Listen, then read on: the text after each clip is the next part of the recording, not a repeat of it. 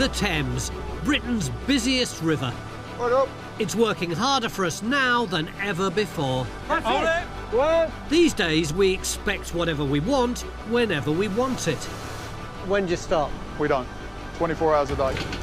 Zone 19, all okay, out.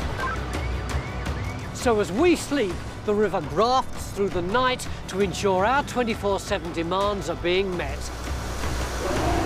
Put 1,000 revs on, Kev. Now I'll be uncovering the secrets of the Thames after dark, Is that water coming up too far? discovering jobs that have to be done between dusk and dawn. Go nice and slow. He's done 12 to your 4. Slacking. Knock them back in. Keep the track together, safe. Lovely job. All gone. Jobs that are more extreme I'm not afraid, no longer. and more dangerous. I'm going to have to step back. I'm going to be walloped by a ton of fish if I don't. And I'll uncover the nocturnal secrets of this great river. Look at this. Wow. Scary old river, isn't it? Oh, it is. She looks nice, doesn't she? But don't ever trust her. Welcome to the river that never sleeps.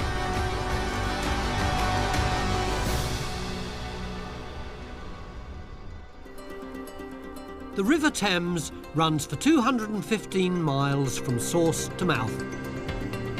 Just under 100 miles of that's tidal, meaning it's constantly moving, rising and falling twice each day. I'm on the stretch of the river that flows from Waterloo out to Richmond in West London, an area that makes up a large part of the most westerly reach of the tidal Thames. Here, I'll be meeting workers who must contend with the tide night after night.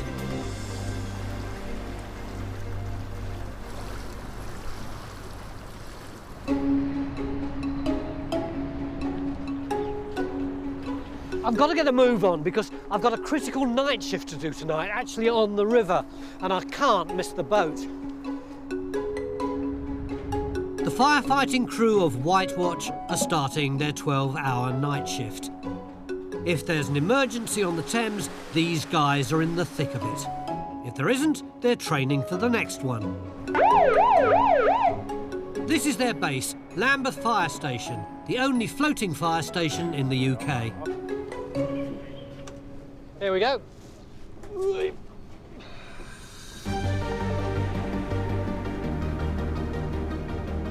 Tonight's main drill is the rescue of a dummy from the river. Filling it with hot water bottles will mimic the temperature of a living body.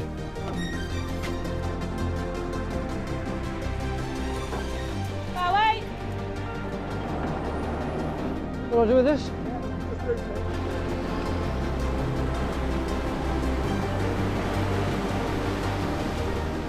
Up on the bridge, Coxswain Glenn needs to know this river like the back of his hand. When you get a call from the Coast Guard and they say like a body in the water at Chalkstone's moorings, you've got to know exactly where that is because, you know, it's life critical. Did you learn what's what on the Thames on the job, or did you have to do some kind of knowledge like the taxi drivers do? You get your LKE, which is your local knowledge endorsement. Oh, it really is called the knowledge? Yeah. Do you have to keep up on your knowledge? Because the river's changing all the time right now. Yeah, so you have to do the exam every 5 years. It's a bitterly cold night, and the dark Thames River is even colder.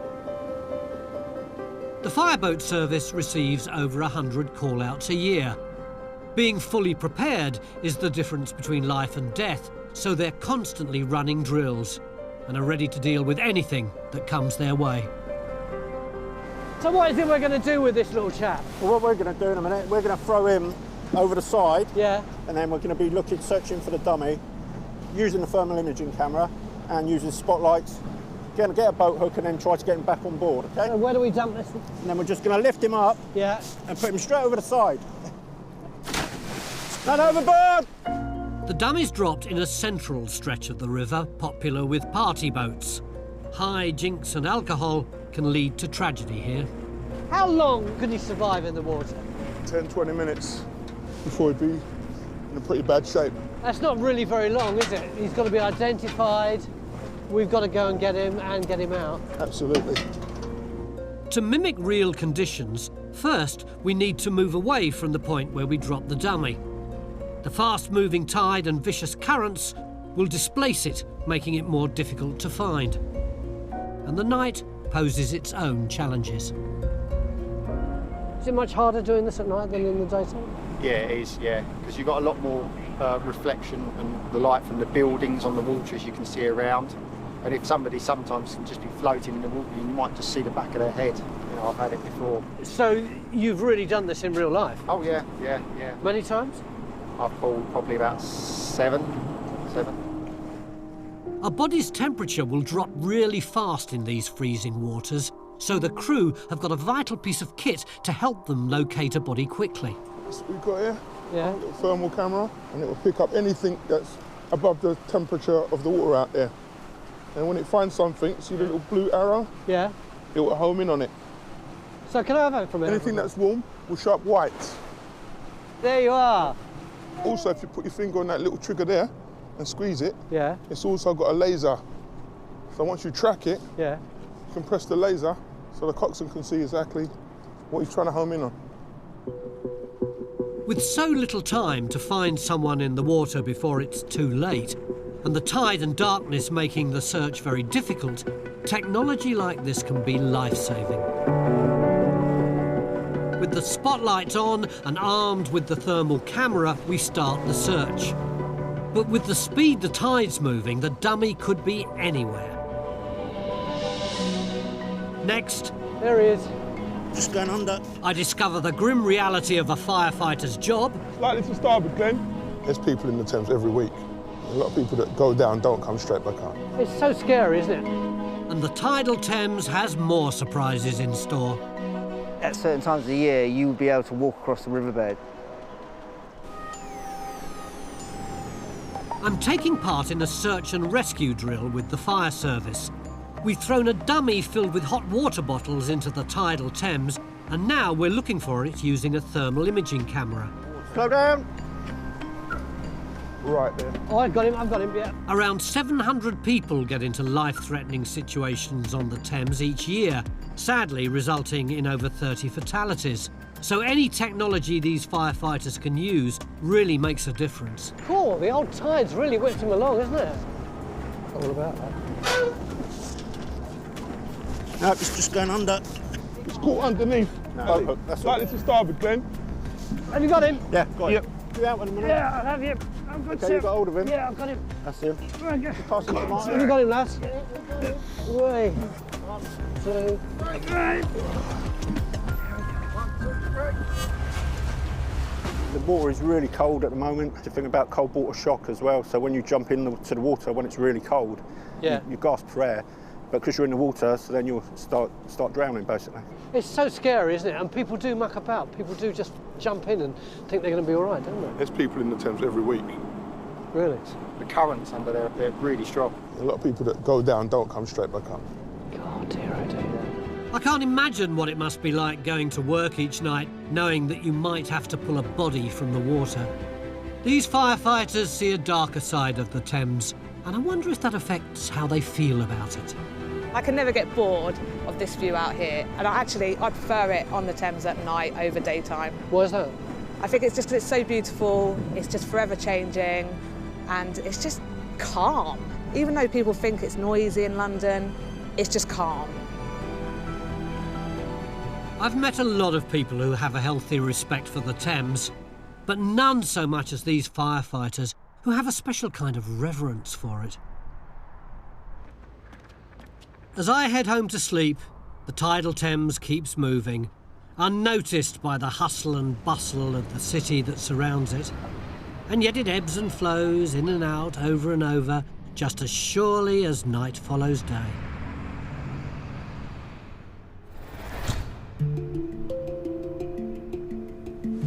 It's 1 in the morning, and I'm in West London to meet a man who has a crucial but solitary job here on the tidal Thames. This may just look like a pretty little Victorian footbridge, but it's actually got a vital role on the Thames. It's Richmond Lock and Weir, and there's one bloke, the lock keeper, who does a 12-hour shift here all night on his own.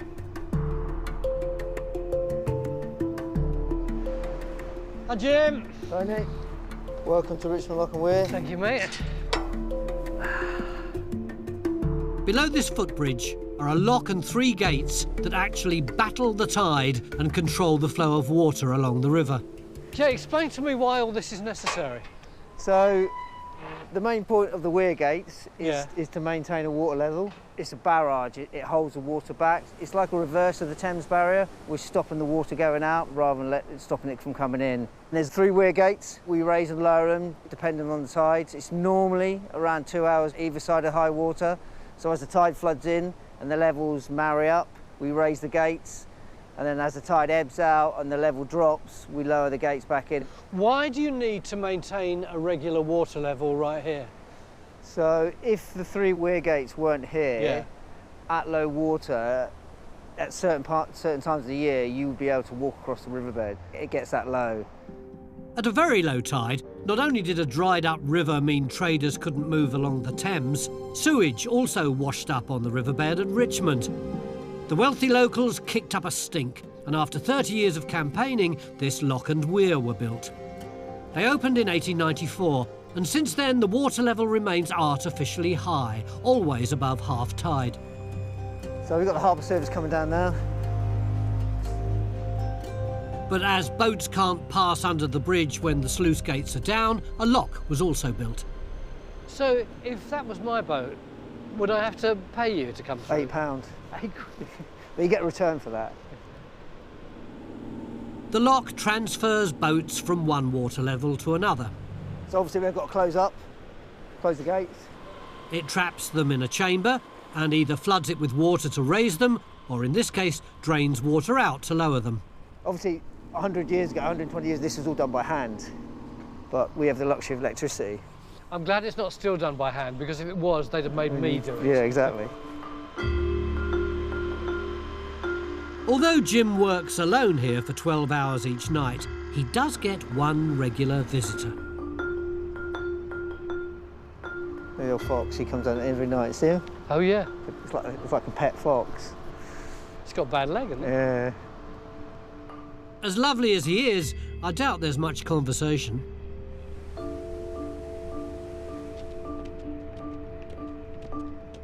Don't you go off your nut, Jim, being here night after night, all through the night, with nobody else around? No, I quite enjoy it, actually. I quite like the peace. Really? Yeah, it's quite nice. I mean, sometimes it gets lonely. Jim seems like a sociable guy, so I'm intrigued to know how he came to work here on his own. What did you do when you left school?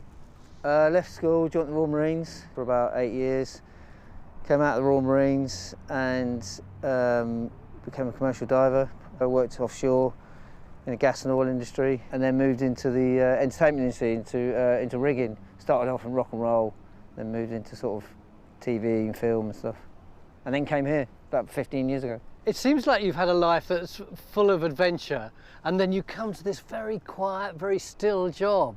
I'm surprised that it suits your mentality. It was only a temporary contract for me. It was right for me at the time. I just had my second child and stuff, and I just needed a bit more stability in my life. And then, you know, 15 years later, I'm still here. You wouldn't necessarily think that night shifts are compatible with family life, but so many times along the river, I've heard this from the people I've met. So if you look over the edge now, Tony, you see both sides of the gate, the level's exactly the same. Yeah, yeah. So it's time to lift. Jim's here for 12 hours, but the most important part of his role takes just a couple of minutes, 2 hours either side of high tide, when he lifts or drops the sluice gates. It's now 3:15. High tide is at 5:15. Time to work. So we open up a control panel, I'll turn it on, press the button, and up she comes. So now this one's coming up, it's time to move down to the next one. Right. You can press the up button. This one? Yep. There you go. There you are. Right, do you want to do the last one, Tony? Is this one here, yeah? Yeah, that's it. Get in! This really is a feat of Victorian engineering. These massive gates are lifted out of the river and hidden away underneath the bridge. These days, it all happens at the touch of a button, but this would have been a manual job originally, not something Jim could have done alone. How much does that weigh? Well, the gate weighs 32 tonne, and it works on a counterbalance system. Each quarter is an 8-tonne block. I bet most people in Richmond have no idea that this is going on when they're fast asleep. You're quite right. I've chatted to people walking across the footbridge. These weir gates go up and down twice a day, every day, for 127 years. Some people have never seen them, lived in Richmond all their life. It's amazing, isn't it? This is real old 19th century engineering, and it's still going today. Yeah, it's bomb-proof, isn't it? Yeah. So now that arch is open to navigation. So boats can sail to and fro with impunity. Exactly. So what happens now, Jim? Time to put the kettle on, Tony. Oh, yeah.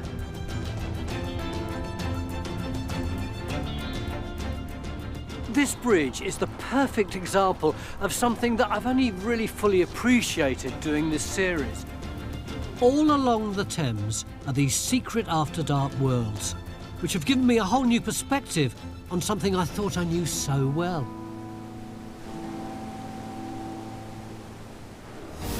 Next, Whoa, I'm on the River Thames. I experienced the power of the tide firsthand.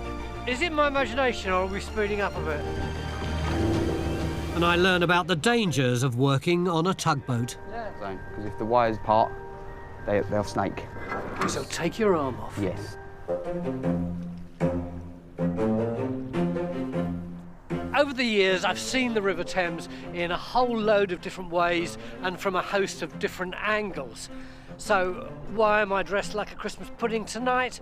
Because I'm about to see it from the lowest angle yet, and it's -2 degrees. Hi, Harry. How you doing, Tony? You good? All right. Am I going in the green one or the You're yellow? in this one, a big boat for you. It's nice and stable, Yeah. and we'll get you from here past Tower Bridge. How's that? I haven't ever been in one of these before. Don't worry, either have I. We'll work it out. You liar. Harry Whelan is far from a novice. He's solo paddled round the British coast and twice round the Irish coast, all in record time. He's got 26 years' experience of paddling the Thames, including running nighttime tours, leading groups up and down the river. Right. Other way around, Tony. Do Otherwise, these cross over or they just angle like spin it this? around.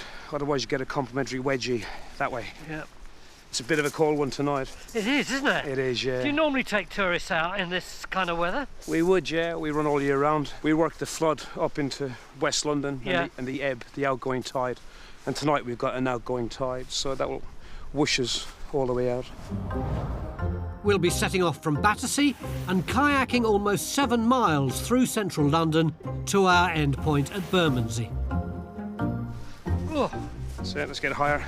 This jacket is so thick. you're not getting this off me unless it's with a knife in your hand, mate. Here we go.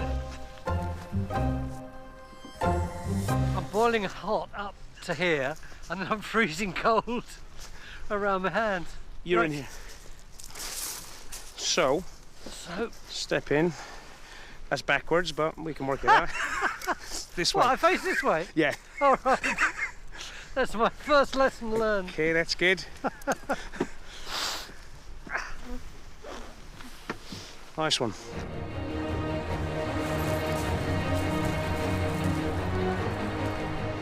Whoa, I'm on the River Thames. So sit up nice and straight. Yep. Hands wide on your shoulders. Yeah. Just relax. Just float about.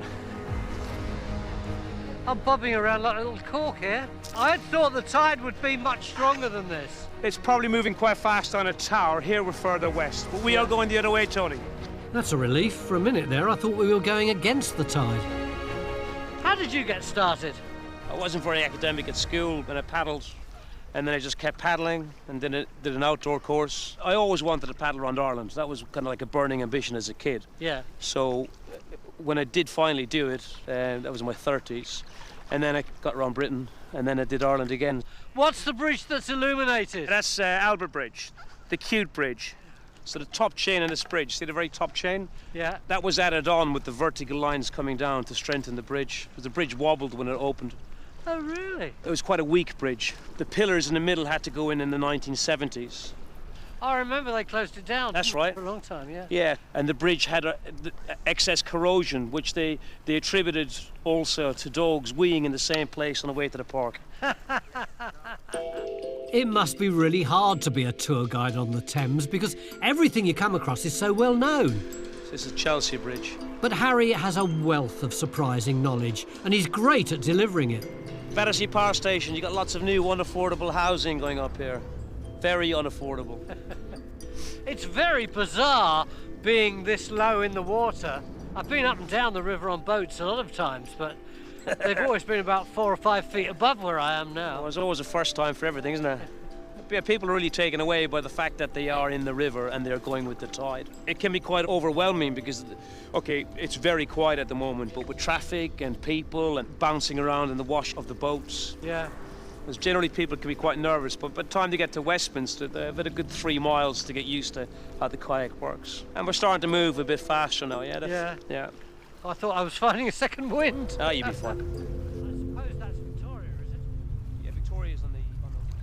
This may sound like a daft question, but why do you do these tours at night? But at night time, I think the lights of London are a big draw. We get a lot of, believe it or not, we get a lot of serial daters rocking up with their brand new dates, yeah? Really? Oh, yeah. It's happened before where the date has walked off because they're expecting a boat trip, but they're not expecting a boat trip in a double kayak. Oh, you're joking. They I'm deadly actually serious. walk away? Yeah. Well, that has happened. Yeah. Anyway. I wish I had more technique. So the further you keep that paddle away from your body, the easier it is to use. So you bury the blade, nice long pull.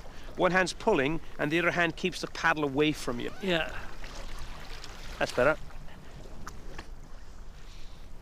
Harry keeps giving me these tips, which I kind of remember for about 10 seconds, like keeping my arms straight and keeping the oars away from my body, and it just flipping sitting up straight. But I forget them with just the pressure of doing the rowing. Left foot, Tony. A bit more left. Left foot, yeah, all right. Left toes. Yeah, left toes. This is Lambeth Bridge. It's painted red for the House of Lords. Westminster's green for the House of Commons. It's amazing to see the Houses of Parliament from this level. And then Big Ben, as we know, the clock tower, it's no longer vertical, it's leaning slightly. Do you know that story? No, I didn't know that. It's shifted slightly. It's a minuscule amount. I bet they got a bit nervous when they just detected that. Yeah. Is it my imagination, or are we speeding up a bit? Yeah, we're speeding up. As the river narrows, the tide has to accelerate to get through. Oh, we've been kayaking for 2 hours now, and despite the tide giving me a helping hand, the cold night air has finally got the better of me. It's well below freezing, and I've lost all the feeling in my hands, and I can't grip the oars at all, well, at least not properly. So Harry suggested that he might tow me the last mile, and I didn't protest. I'm going about 3 times as fast now, and the relief is palpable. After spending so much time with people battling the tide, it's refreshing to be with Harry, who uses the tide to his advantage. The globe's lit up beautifully. I wish Shakespeare could have seen it like this.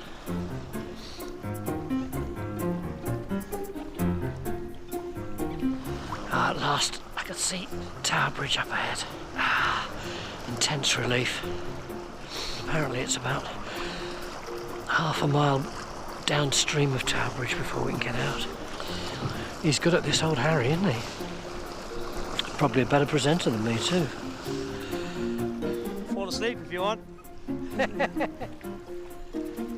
Harry's brought this river and city to life in a way I could never have imagined. Paddling forward. Nice one. I'll bump you in. Bingo, you're here.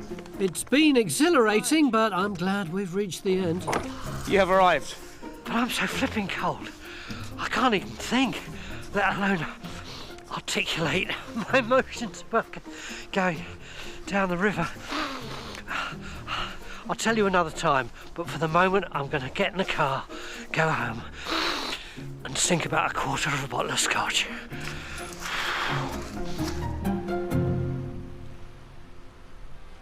Boy, oh boy, I found that really tough.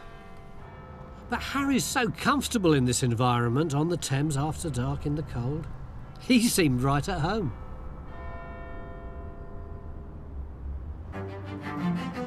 After a good day of sleep, I'm following the ebb tide out to East London, where I'll be joining a team who'll bring me on the flood tide back west. In fact, the tides completely dictate the working lives of these guys. It's 9 o'clock in the evening, I'm in Woolwich, and I'm about to start my night shift on that tug over there. This is one of the bases for GPS Marine, who've been hauling cargo along the Thames for 50 years, averaging around 1 million tonnes a year. Day and night, a fleet of 13 tugs moves barges of building materials into and waste out of construction sites. Hi guys. I've only just made it, haven't I? Good evening. We're just coming away from Woolwich Arsenal. Light tug in for Cremorne Wharf for permission for the barrier, please. Good evening. Echo spanning, please. Yeah, Echo spanning. We off.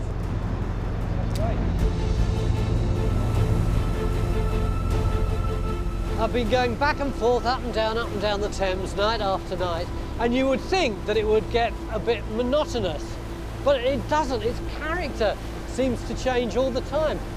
This looks as though I've never ever seen it before, and I certainly have. Jamie is the tug's skipper. He and his team live aboard this tug for 5 days at a time. Tonight, he and his 3-man crew must collect a barge at Cremorne Wharf at Chelsea and take it to Thames Wharf in Silvertown. Is this your usual run, Jamie? It depends what orders we get from the office. We could be on any job any day, really. So what about your families? I've been doing this for nearly 15 years now, so they don't really know any different, to be honest. So you don't see them sometimes, except at weekends? Yeah, pretty much. But you must have time off, you'd go nuts. Yeah, we have downtime on board. We have to have a minimum of 10 hours. So where do you sleep? We've got a cabin downstairs, which is a shared cabin between the 4 of us. This is it, really. Although they're on a river surrounded by a busy city, their lifestyle is just like sailors at sea, living aboard with the crew, away from friends and families. I'd no idea that this happened here on the Thames, and it makes for a fascinating dynamic. Do you ever get on each other's nerves? Well, they may have a different opinion, but I don't think we do. But yeah, we get on pretty well on board. How long have the 4 of you been together? About 2 years now on this boat. That's so funny, isn't it? It sounds like it's a relationship. Yeah. Well, it really is. I mean, I probably spend more time with these guys than I do with my own family, to be honest. It sort of almost becomes a way of life, really. It's the type of people we are, and we love doing it. It's just gone 11 p.m, and we're almost at Chelsea, where we'll collect the barge. This job is such a delicate balancing act. Each site's different. Some can only be accessed at high tide, while others can be reached any time.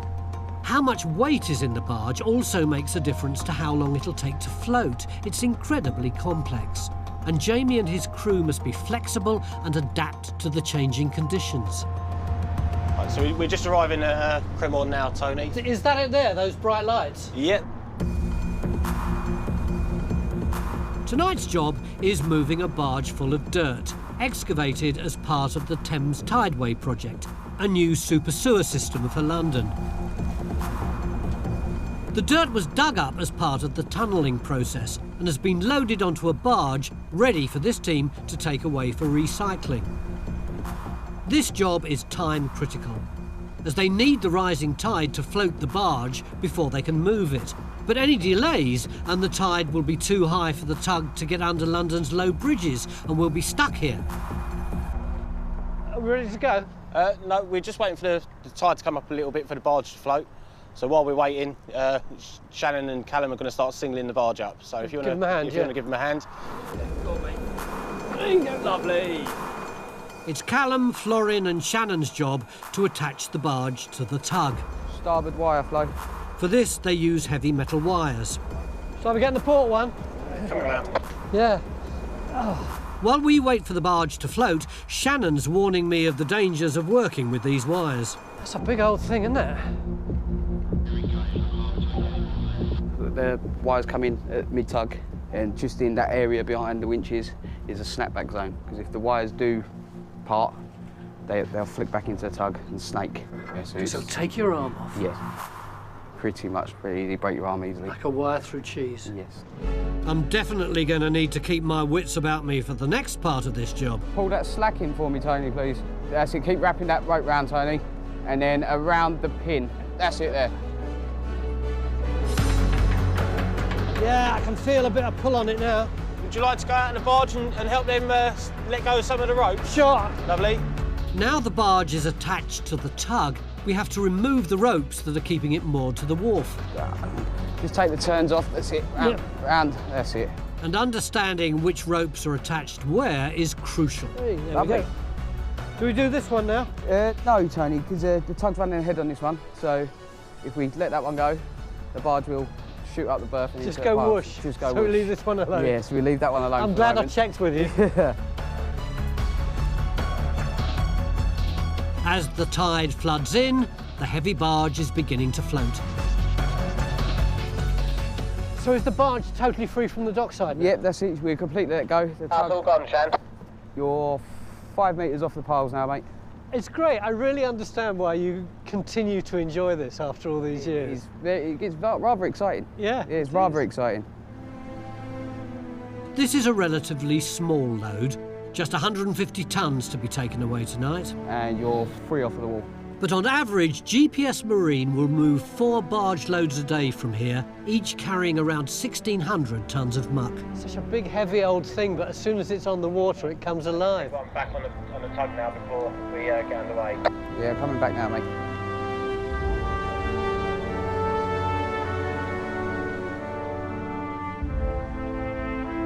Now the floating barge is attached to the front of the tug, we can start to push it to its destination at Thames Wharf.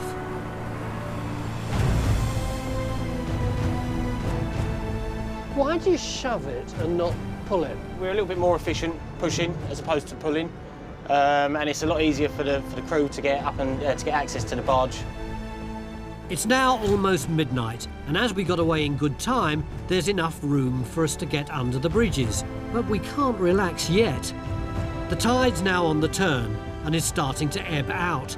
If the water gets too low at Thames Wharf, the barge's final destination, there's a danger that the barge and the tug could get beached.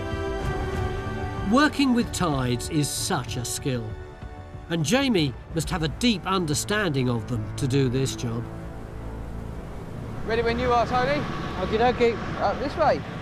So what's the Find score? out if your boots are waterproof now. Thank you. Up this way, Tony, up this way. We can't do anything about the tides, but that doesn't mean the crew can stand around with their fingers crossed. Just give the deck a bit of a scrub. There's always work to be done. It's the team's last shift of the week. Watch your feet, lads. And the tug needs a thorough clean before it's handed over to a new crew. You're a pretty well-oiled machine, you guys, aren't you? You all know what you're doing, different roles and stuff. Everyone's got their role to play. If we don't do it together, it don't get done. The tug's definitely shipshape and tidy, but the tide might be defeating us. It's now 1:30 and we haven't reached Thames Wharf yet. What's happening now? So we're just getting to Jetty Roads, where we're going to tie the barge up for the night. Unfortunately, the tides didn't work in our favour, so we couldn't get it to its final destination at Thames Wharf. So another tug's going to come tomorrow, collect the barge from here, and they're going to deliver it for the final part of its journey. So what is Jetty Roads? It's just a set of buoys, swing moorings that we use to tie our barges up. So it's like a barge park, really? It's almost exactly what it is. Yes, mate. We'll go on back in the 1001. Bridling off the 1001, OK, mate. That means the crew are back on mooring duty. They kind of look like they're men on the moon, don't they? It's kind of not real and feels very, very far away. So you're going to set this loose from the barge now? Yep, so if you want to follow Florin to the winches, yeah, and he'll let you release the brakes. OK. You got the brake first, Tony? Starboard side, Flo. Starboard side. So what do I do now? Put the brake back on? Yeah. The other wire now. Yeah. Right there. Same thing. With the tug and barge moored, Jamie and his crew can finally go home to their families after a week on board. Oh, home sweet home.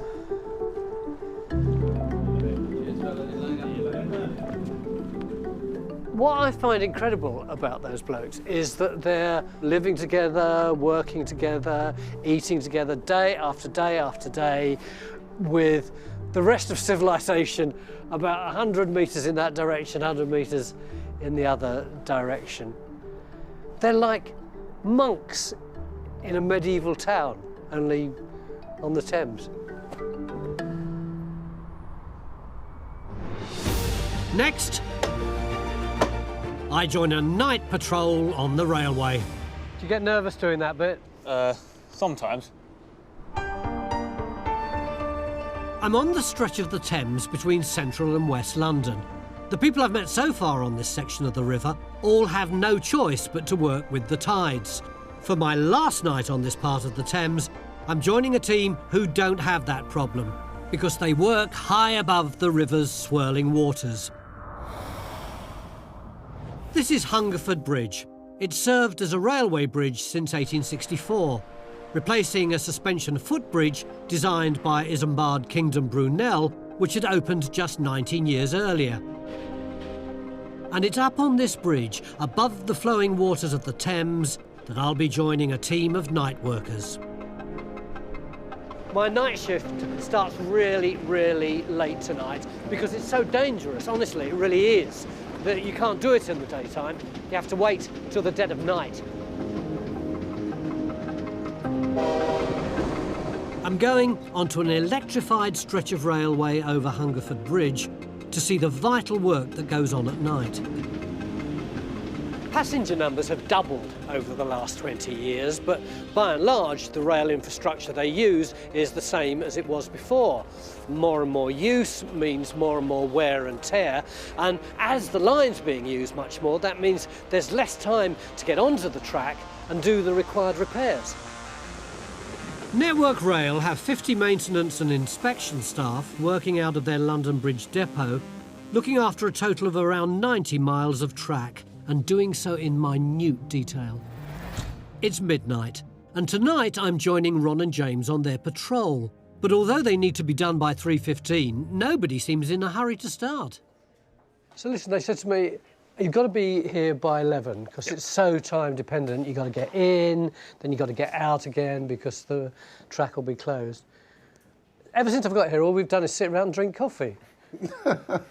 Can't we just go now? Well, you can if you want to get electrocuted. But no, they've got to isolate the track, so they'll be talking to electrical control room. They'll turn the power off, so no hospital visits. I'll wait. Yeah, good idea. Yeah, that's a wise decision.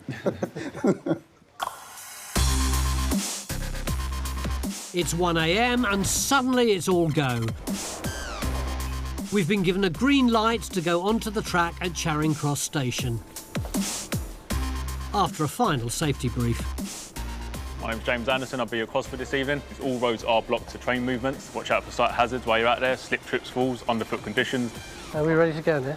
No, I'll jump down first and I'll check, and then once I recheck and confirm, then we can all get on. The third rail has a current 3 times stronger than we have in our homes and carries 750 volts, more than enough to kill you. Do you get nervous doing that bit? Sometimes. I can confirm that's all off. Right, best part of 2 hours hanging about. Yeah. Finally, we're ready to go. We certainly are, yep. It's 1:30 and we've got to inspect 3 of the 6 lines crossing the Thames in less than 2 hours. I'd no idea of the complexity, the sheer amount of stuff that there is on and between the rails. Yeah, Every step you take, there's something, isn't there? Safety's the biggest thing. So what in particular are we looking for right now? Pretty much we're looking out for derailment hazards, like broken rails, any breaks or cracks. As you can see, this bolt's all loose and needs putting back in, so when I get back to the thing, I'll write that on my report. So that next patrol, get this fixed. James, you have chalk? Yeah, I've got chalk. Why do you need chalk? Oh, one of the adjustment switches bolts were loose. I just needed to mark it up so it'd be tightened. So already there have been 2 things that aren't quite right. Make that 3. What is it that causes all these little bits to constantly move? I believe it's probably the vibrations from the train, because we have such a heavy load of trains coming through Charing Cross, which is obviously a busy station. Ron and James do this patrol every week, which goes to show how quickly faults can develop. So have you ever come across a broken rail? Yes, I have. Not long ago, I came across a broken crossing, which will be this. So Like here? Where you got the welds here, I found a broken there. Did they close the bridge? They had to block one of the lines, and they crossed over to another line further down. What was that you were walloping away? It's the key, which keeps all the track together, safe. And obviously, if you've got a loose key, you're going to start having loose rail. So we do our walks, and then when we find them, we knock them back in with a spanner. I'm struggling to put one foot in front of the other on this uneven track full of obstacles. Not only do Ron and James need to watch their footing, but they're also spotting the tiniest of issues, all in the darkness. Seems to me, James, that one of the most important parts of this job is concentration. Oh, it certainly is. You've got to, basically be vigilant. Just blink in your eyes, you could miss a crack, which could lead to fatalities. Yeah. So you've definitely got to concentrate a lot on this job.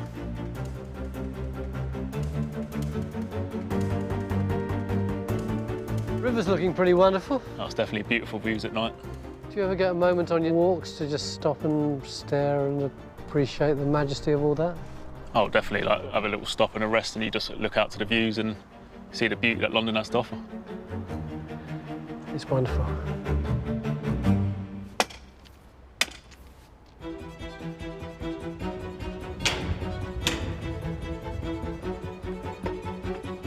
It's 2:30. This is Waterloo East, and as far as this patrol goes. Right, back we go. Presumably, I've got to get onto this track now. Yeah, we'll go on this one, and then we'll walk back along this line.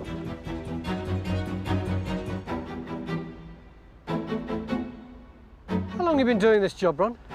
Altogether 7 years. What did you do before that? I worked at the NHS, and I worked part-time on the railroad. Yeah. But because you liked it? Yes, genuinely liked it. And it worked out in the long run. Here I am. 3:10, and we've made it back to the platform in time. All done? All done. The power can now be turned back on, the signals checked, and the first trains with their passengers can safely cross the Thames at Hungerford Bridge. How do you feel about doing this job? Yeah, personally, I love it. You get great satisfaction out of it. Doing what we do here is very critical for keeping the passengers safe, getting from point A to B, which is always nice to know. Yeah. So. It's rewarding for me, and every day you learn something, so I enjoy it. It's one of the most rewarding jobs I've ever had. The work that Ron and James just did will go unnoticed by the morning's commuters, but it's been a privilege for me to see them in action. There's loads of bridges crisscrossing the Thames, aren't there? And all of them carry huge amounts of freight and traffic and people. And when you're down there, along the side of the Thames, heading this way and that, it never occurs to you that each one of them is really complex and really important. And a bridge like this even has teams of people who every night go back and forwards checking to make sure that the commuters are going to be safe the following day. Well, I'll tell you what, doing that job doesn't half make your feet hurt.